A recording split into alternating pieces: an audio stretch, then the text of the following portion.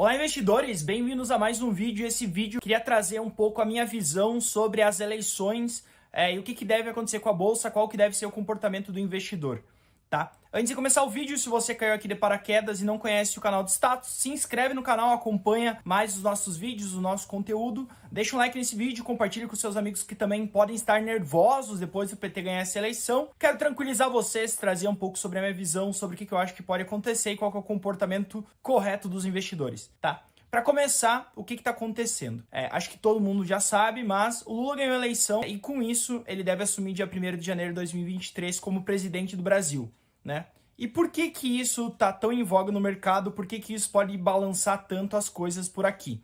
A grande questão fica quem que vai ser o ministro da economia do Lula e qual que deve ser o comportamento dele. Se ele vai ter um comportamento mais austero ou não. Quais são os caminhos de questões ligadas ao fiscal, entre outros pontos. E quando a gente tem incerteza no mercado, como a gente tem visto hoje, a gente acaba por ter muita volatilidade. E aí isso, volatilidade tanto para cima quanto para baixo. Vai depender muito das notícias que forem sair nos próximos dias, de nomes, entre outros pontos, tá? Pode balançar o mercado tanto para cima quanto para baixo.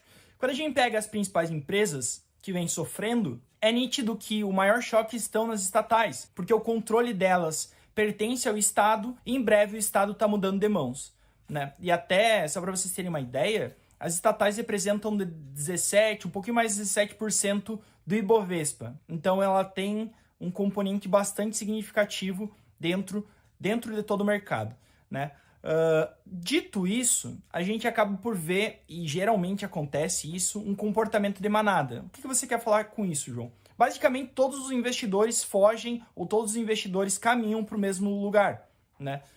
Acaba que em momentos de maior medo, apreensão e incertezas, as pessoas vendem suas ações, alocam em renda fixa ou em outros lugares, né? E com isso faz com que os valuations fiquem cada vez mais atrativos. O que eu vejo para o Brasil hoje? Até elenquei 4 principais tópicos para falar de empresas. E por que empresa, João? Aqui nesse canal a gente foca muito no micro das empresas, tá? Existem 2 grandes grupos ou 2 grandes filosofias de análise, o top-down e o bottom-up. O top-down, você parte de uma análise macroeconômica, a partir da análise macroeconômica você entende quais são os setores que devem se beneficiar e com isso escolhe as empresas lá dentro. No bottom-up, que é o que a gente preza, o que a gente segue, o que o Velho Investing segue, parte da empresa. Então, a gente tem muitas empresas extremamente qualificadas, com uma boa solidez financeira, vou comentar um pouquinho sobre isso, mas a gente parte das empresas e a gente entende que o micro ele é muito mais importante que o macro. O macro ele é muito mais um vento favorável ou não. O micro tem a ver com o navio, né? Se o navio está saudável, não está, se ele é robusto, não é, para aguentar tempestades. Empresas boas, elas sempre vão se sair muito bem e sair de crises melhor do que entraram, né? Então, se a gente tiver qualquer tipo de crise, possivelmente as líderes dos seus setores vão se sair muito bem. E quando a gente está falando em empresas listadas, a gente está falando das líderes dos setores. Eu quero elencar 4 principais tópicos que justificam o meu comportamento mais tranquilo frente a essa eleição, tá? O primeiro é que grande parte das empresas do Brasil estão com uma robustez financeira muito boa, tá? E por que que isso é importante? Porque acaba que isso traz uma certa musculatura para essas empresas aguentarem qualquer tipo de choque.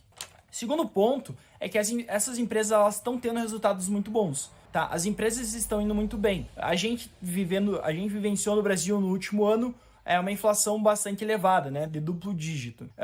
E isso não é só no Brasil. Quando a gente pega os principais países do mundo, até continentes, o continente europeu, Estados Unidos, entre outros países, a gente vê uma inflação muito elevada, um fenômeno global. E aí, quando a gente olha para o Brasil, coloca uma lupa aqui, a gente evidencia que nós fomos um dos primeiros países do planeta a começar a elevar a taxa de juros para conter essa inflação. A gente já chegou num patamar 13,75 de taxa Selic para conter essa inflação. A inflação já tem desacelerado nos últimos meses, isso é um bom sinal. E por conta disso, grande parte das empresas tem apresentado ótimos resultados. Então a gente tem robustez financeira, ótimos resultados operacionais. Para fechar, essas empresas estão com uma ótima alocação de capital. E isso faz com que os resultados futuros também deverão ser muito bons, né? E isso traz mais dividendos para os acionistas que no fim do dia é o que a gente gosta, e geração de fluxo de caixa. E para terminar, eu queria trazer o último tópico, que são os valuations muito atrativos. Então eu entendo que grande parte desse cenário acaba por já estar precificado.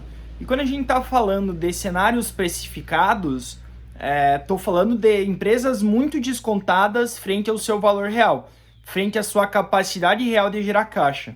Tá? E isso não se restringe só às estatais, mas também às demais empresas da Bolsa. Quando a gente pega os grupos e quebra um pouco esses grupos de empresas, para mim, uma das principais oportunidades estão nas small caps hoje, tá? Então, se você está buscando um tipo de investimento interessante, boas empresas, olhe para small caps. Ao meu ver, é o grupo de empresas que mais tem ativos interessantes lá dentro, tá? Por diversos fatores. O primeiro é que poucas pessoas olham.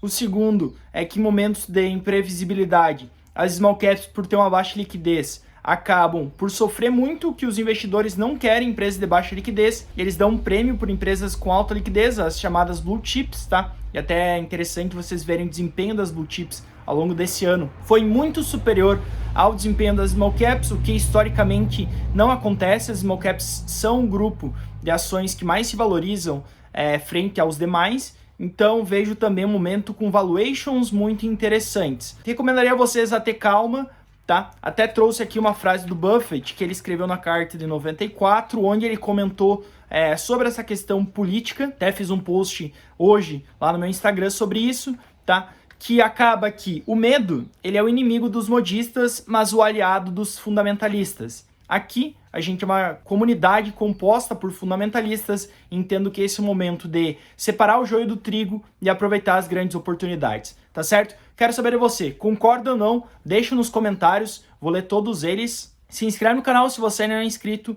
e deixa um like nesse vídeo para compartilhar e levá-lo a mais pessoas, tá bem? Forte abraço a todos, ótimos investimentos e mantenham a calma, mantenham-se seguros que no fim do dia vai dar tudo bem e tá tudo certo.